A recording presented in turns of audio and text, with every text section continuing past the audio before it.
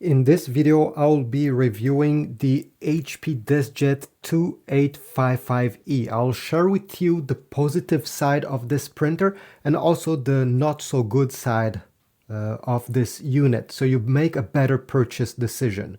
If you want to get it from Amazon, I'll put a link in the description down below, and I'll also put links towards recommended printers. So let's get started with the good stuff first.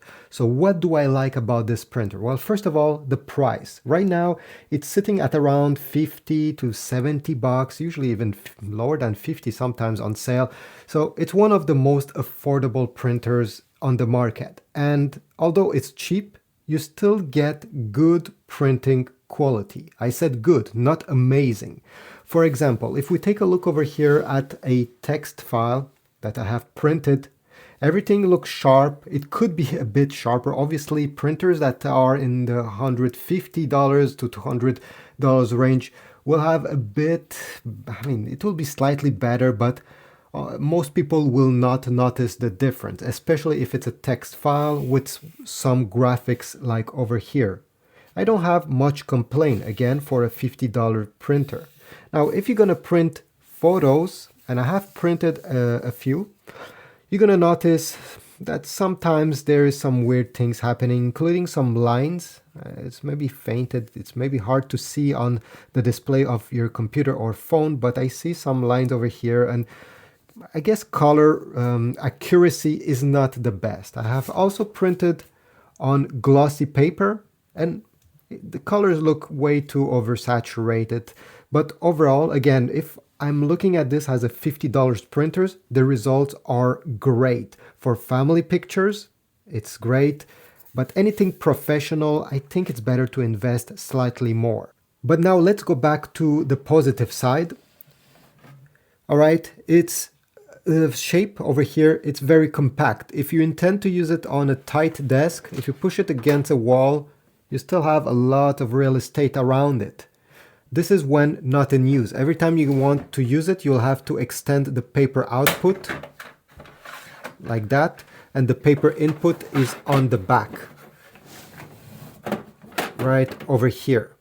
So when not in use, it doesn't take much space. This is, in my opinion, a great positive point. Another thing is that you will be able to print using Android, iPhone, PC, Mac, and even Chromebooks. So again, you can connect it to different devices using Wi-Fi. And on the back, it's very surprising that HP decided to keep this feature, but it still has a USB port. It doesn't come with a USB cable in the box, but if you have one, well, you can connect this printer directly to your PC or Mac. Really nice to see this on a budget printer like this one. Another positive side is, although this is one of the cheapest printer on the market, it comes with a scanner. A basic scanner, but that offers great results for home usage, for school usage, and even some basic business tasks. It's not the fastest in the world and the most accurate, but it gets the job done, and for $50, again, I have to repeat this, it's great, no complaint. But now, what are the negative side of getting one of these? Well, first of all, the ink cartridges. They're located over here, right there. And unfortunately, the printer uses one ink cartridge for the black color and one ink cartridge that combines the blue, magenta, and yellow colors together. It means that if, let's say, you're printing pictures like this one and you're using the blue much more than any other colors, and the blue gets depleted, you will not be able to print, and you will have to replace the whole cartridge, although you still have colors left inside. This is a big waste, and yeah, it comes with the cost.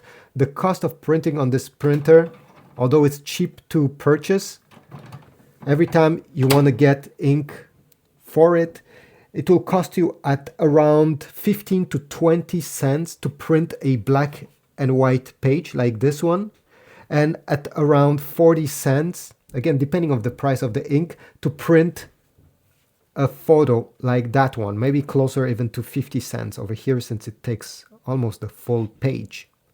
So it's cheap to acquire, but not cheap to run on the long term. Another thing that I wish was improved is the control panel. It doesn't have a real display. It's just have this one that shows you the ink levels and some information that are hard to understand. And yeah, usually a touchscreen or at least a small display where it says exactly set up Wi-Fi or reset stuff. The basic features would have been nice. Over here, it's a bit confusing. I have made separate videos showing you how it works. But yeah, it didn't even came with a manual telling you exactly how to activate all the features. It's a bit deceiving to see this. Again, for a $50 printer, I may understand they want to save money by doing this kind of thing. And finally, the other downside I want to talk about is that it has limited features. You won't be able to print on both sides of the paper. You won't be able to print borderless, like other printers are capable of that are more expensive. You won't have an automatic document feeder on the top. And the paper input that is on the back can hold 50 sheets of paper. Okay, this is not a lot, and that's not even my complaint. The complaint is that over here it can hold 50 sheets of paper. But in the front, this can take 25 sheets of paper, which means that if you're printing a large document of 50 sheets of paper, you'll have to take the page as they come to not get the printer stuck. And finally, one of the downside is that it's not printing really quickly. So if you want to print a black and white page, it will print at 7.5 pages per minute, while a color page at around 5.5 pages per minute. Now, I'm not talking about the full color page like this picture. This one took around, I would say, 40 seconds to print to 30 seconds. So if you're printing pictures, be patient. This is definitely not a quick printer. Do I still recommend it? Well, that's a good question. It really depends. If you're somebody that prints less than 10 pages per month, and you don't expect, the best quality in the world, you just have a $50 budget and maybe during the year another $50 in ink cartridges, well, this will do the job. It will scan, it will print some documents with color. But if you expect anything more than this, you'll be deceived. There's better options just by spending a tiny bit more. If you're having a small business, this is not the best choice since it's not quick, it will cost you a lot to print, and the control panel over here is quite confusing sometimes, so you're gonna lose some time just trying to understand whatever is happening. And at the same time, you need to be careful because the ink will dry out if you're not using it often. If you're not gonna use a printer during 3 weeks or more at a time, you better simply print at your local print shop, at Staples, where you go, since it will be cheaper rather than replacing the ink cartridges every time they dry out during the year. Again, I'll put a link in the description towards Amazon. If you still want to get it or get other printers I recommend, check them out. Subscribe, comment down below if you agree with what I said, comment if you disagree, and I'll see you in the next video.